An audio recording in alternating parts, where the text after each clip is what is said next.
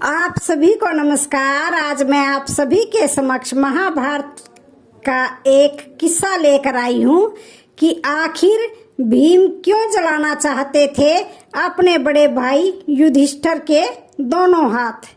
तो जानते हैं, महाभारत की कई कथाएं ऐसी हैं जो हर किसी को याद है, पर साथ ही कुछ कथाएं ऐसी भी हैं जिसके बारे में हर कोई नहीं जानता है। उन्हीं में से एक कहानी है गदाधारी भीम की। महाभारत में एक समय ऐसा आया था जब भीम अपने बड़े भाई युधिष्ठिर का हाथ जलाना चाह रहे थे। जी हाँ, पांचों पांडव अपने बड़े भाई की बहुत इज्जत करते थे, उन सब में बहुत स्नेह था। लेकिन ऐसा क्या हुआ कि भीम इतना बड़ा कर्म करने जा रहे थे। तो जानते हैं, युधिष्ठिर अपना सब कुछ कौरवों से जुए में हार गए थे। आखिर में युधिष्ठिर ने द्रौपदी को दांव पर लगा दिया था और उनको भी हार गए थे। इसके बाद कौरवों ने द्रौपदी का भरी सभा में चीरहरण और अपमान किया था। यह सब देखकर भीम आग बबूला हो उठे थे।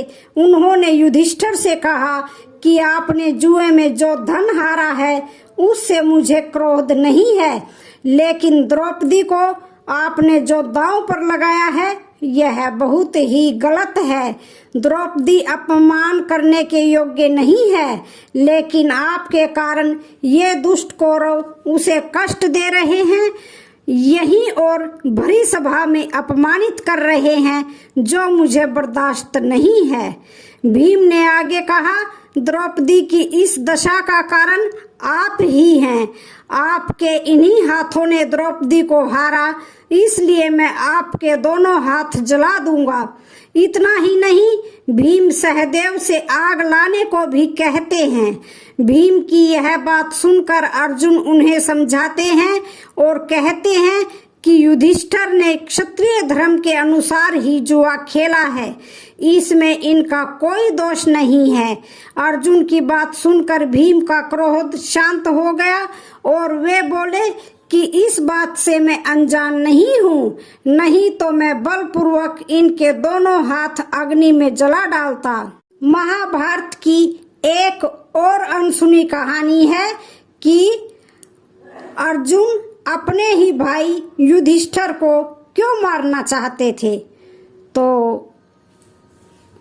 सुनते हैं, महाभारत के युद्ध का 17वां दिन था। भीषण युद्ध हो रहा था। एक तरफ थे पांडवों में सबसे ज्येष्ठ युधिष्ठिर और दूसरी तरफ से वीर शिरोमणि कर्ण।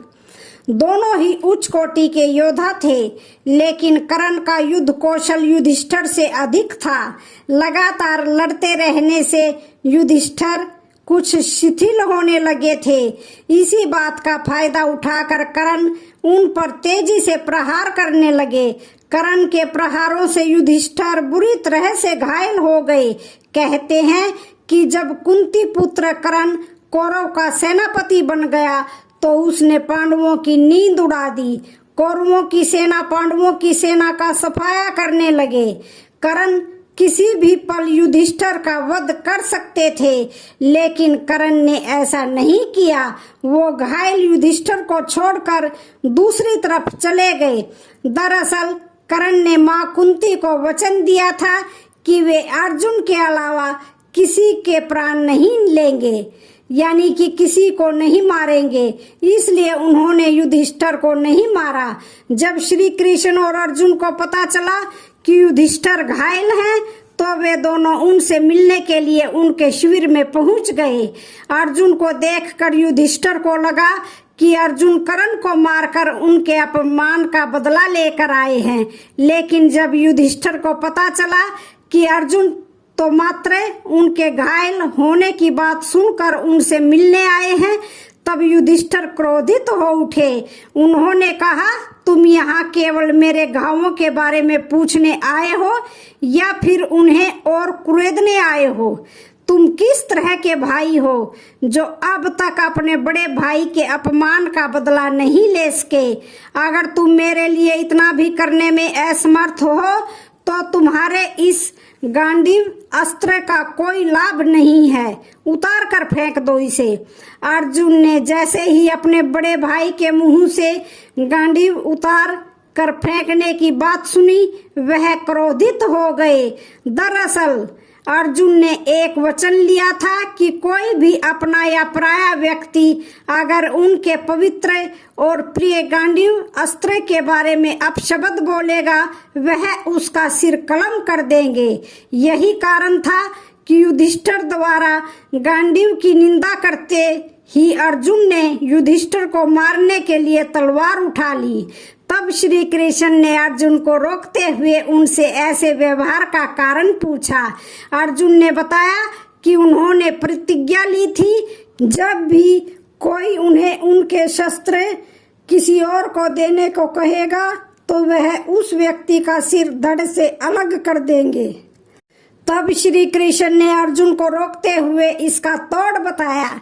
श्री कृष्ण ने कहा कि अगर अर्जुन युधिष्ठिर का अपमान कर दे तो यह उनकी हत्या के बराबर ही होगा, क्योंकि किसी सम्मानित व्यक्ति के लिए उसका आदर ही सब कुछ होता है।